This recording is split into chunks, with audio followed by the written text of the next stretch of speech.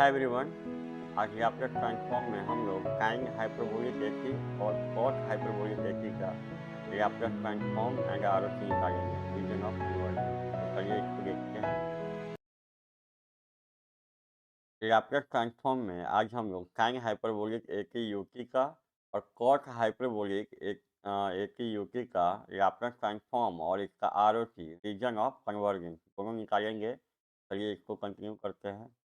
यहाँ पे आपको 2 सिग्नल दिया गया है, दोनों को आपका Laplace transform and ROC region of convergence बताना है। तो चलिए एक-एक करके दोनों निकालते हैं।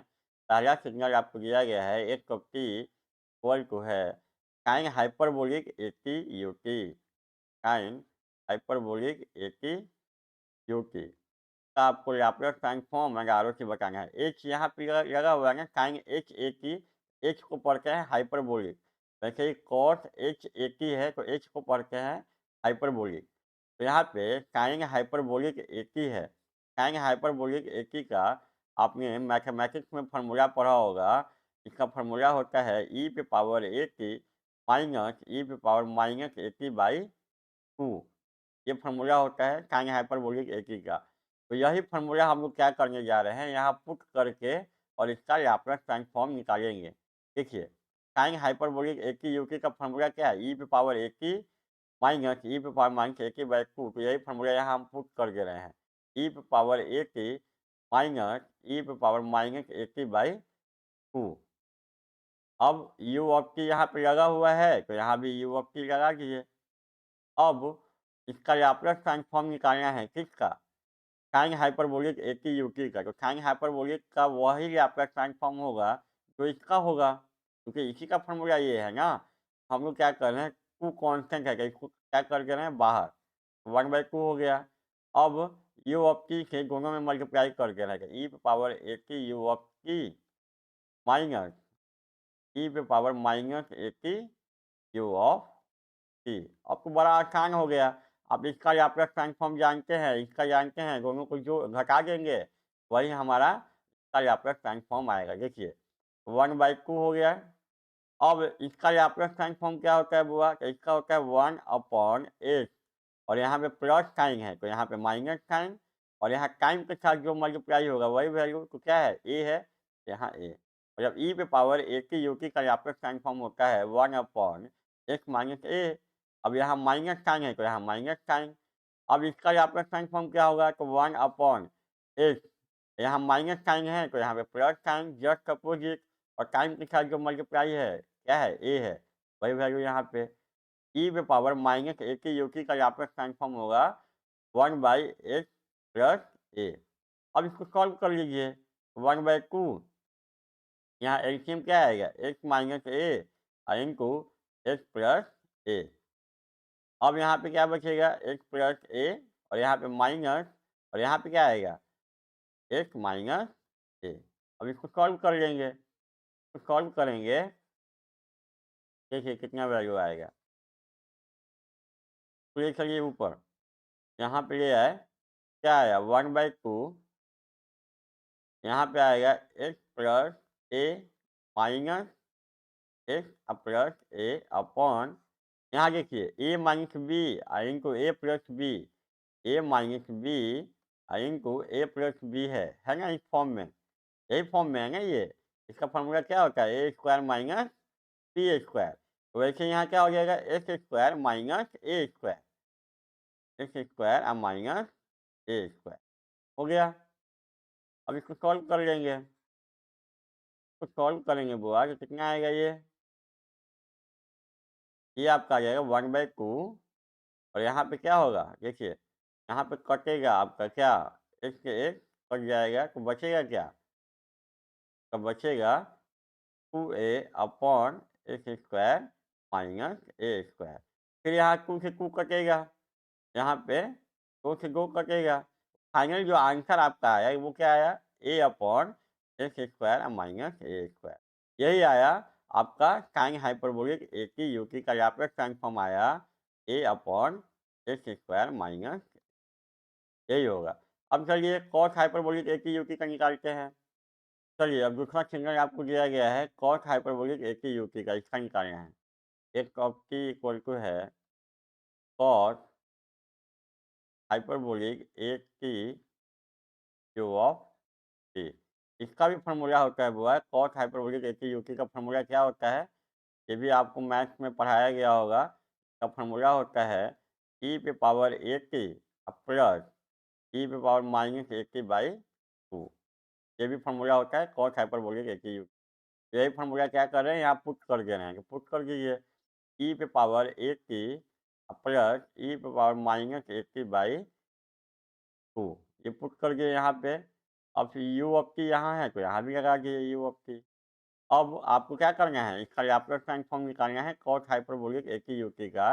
इसका लैप्लास ट्रांसफॉर्म वही होगा जो इसका होगा, क्योंकि इसी का फ़ॉर्मूला ये है ना। कैसे निकालेंगे? सबसे पहले 2 कांस्टेंट है, इसको बाहर कर लिए। अब क्या करेंगे, यू ऑफ टी दोनों में मल्टीप्लाई कर देंगे तो ई पे power a t u of t plus e पे power minus a t u of T.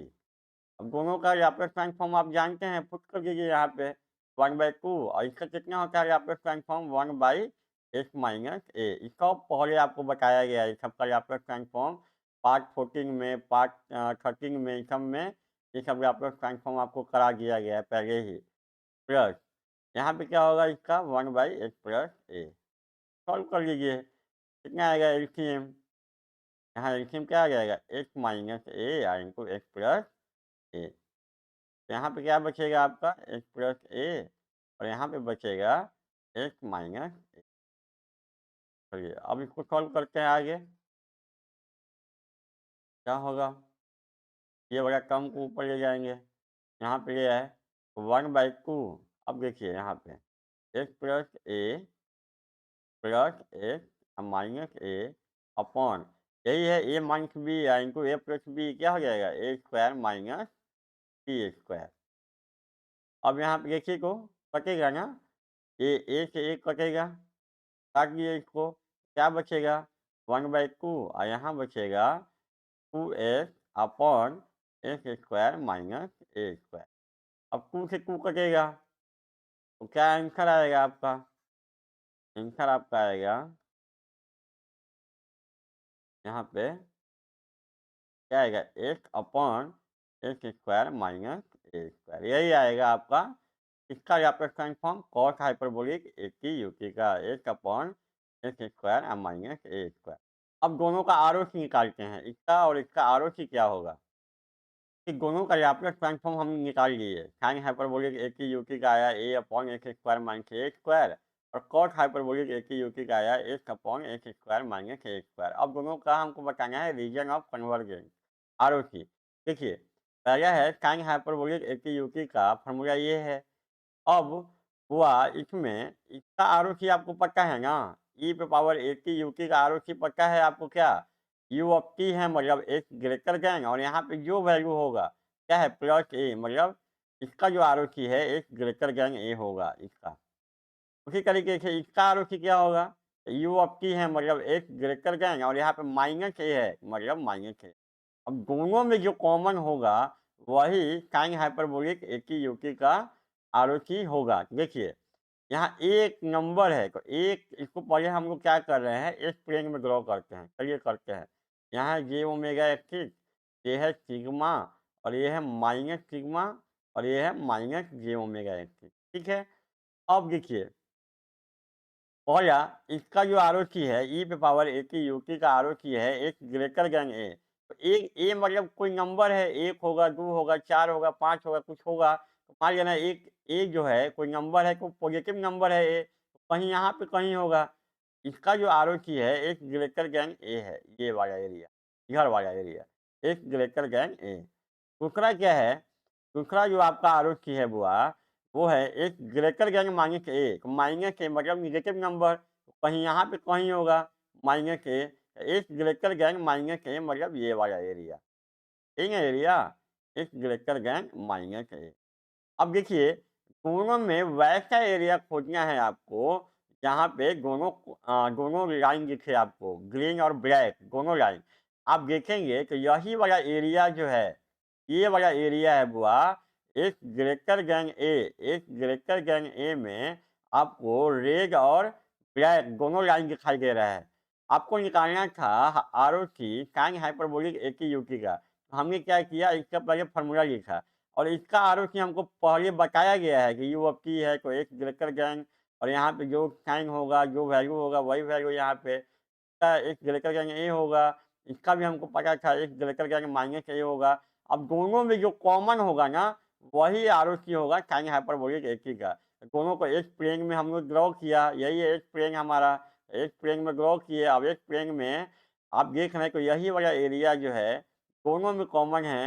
यहाँ पे आपको ग्रीन और ब्लैक दोनों लाइन दिखाई दे रहा है। इसका मतलब इसका जो आरओसी होगा वो होगा एक ग्रेटर देन ए। उसी तरीके से अगर इसका भी ड्रॉ करेंगे बुआ, तो इसका आरओसी क्या होगा? इसका आरओसी क्या होगा? एक ग्रेटर देन ए और इसका आरओसी होगा एक ग्रेटर देन माइनस ए। देखिए, यहाँ प्लस और माइनस साइन से कोई आरओसी में कोई इफ़ेक्ट नहीं पड़ता है। यहाँ माइनस साइन है, यहाँ प्लस साइन है, उससे आरओसी में कोई इफ़ेक्ट नहीं पड़ेगा। इसका भी दोनों में अगर कॉमन निकालेंगे, तो क्या है?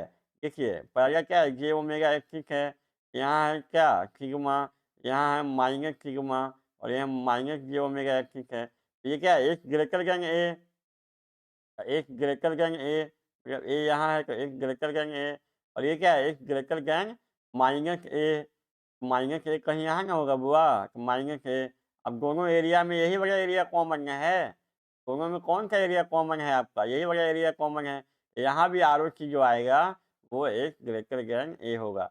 मतलब दोनों का आरओसी होगा एक ग्रेटर देन ए और साइन हाइपरबोलिक ए की यूटी का फ़ॉर्मूला क्या होगा लाप्लास ट्रांसफॉर्म का? A upon x square minus a square और कॉस हाइपरबोलिक ए की यूटी का होगा x upon x square minus a square. ROC दोनों में एक ग्रेटर देन ए ही होगा। तो आज की क्लास में इतना ही। Thank you.